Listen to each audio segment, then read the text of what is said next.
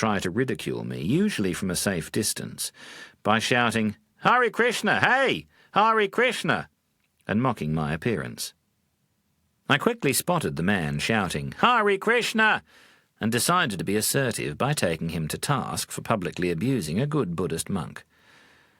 With my mother just behind me, I said to the young man wearing jeans, jacket and a beanie, "Look, friend, I'm a Buddhist monk, not a Hare Krishna follower.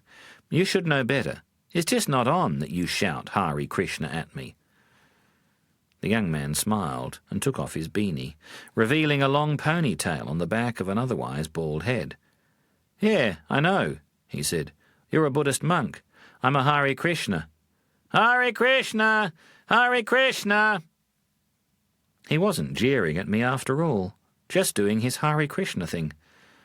I was terribly embarrassed. Why do these things only happen when your mother is with you? The hammer. We all make mistakes from time to time. Life is about learning to make our mistakes less often.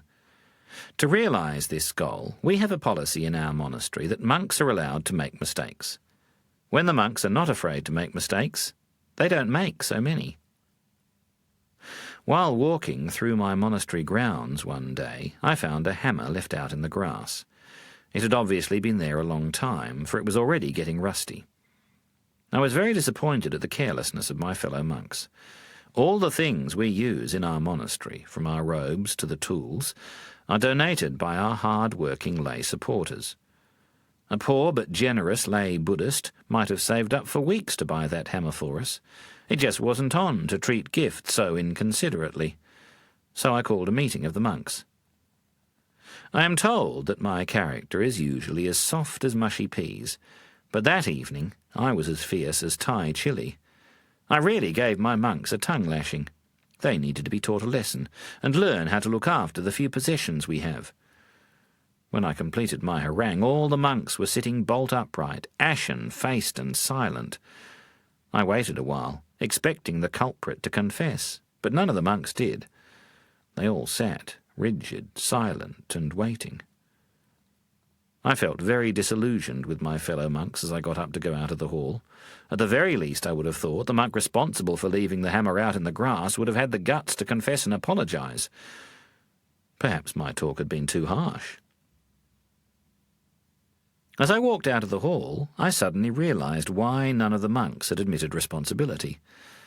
I turned around and went back inside the hall. "Monks," I announced, "I found out who left that hammer out in the grass. It was me." I had clean forgotten that it was I who had been working outside and, in haste, had failed to put the hammer away. Even during my fiery talk, the memory had eluded me. Only after telling all my monks off did it all come back to me, in both senses of the meaning. It was I who had done it. Ooh, that was embarrassing.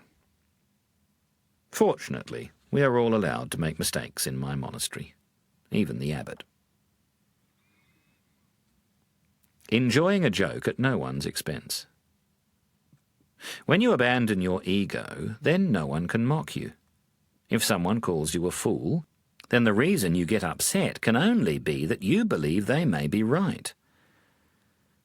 When I was being driven along a multi-lane highway in Perth some years ago, some young men in an old car spotted me and began to jeer at me through their car's open window. "Hey, Baldy! Oi! Skinhead!" As they tried to wind me up, I wound my window down and shouted back, "Get your hair cut, you bunch of girls!" Perhaps I shouldn't have done that. It simply encouraged the young men.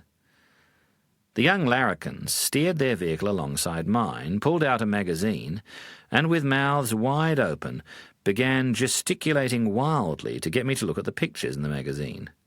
It was a copy of Playboy. I laughed at their irreverent sense of humour.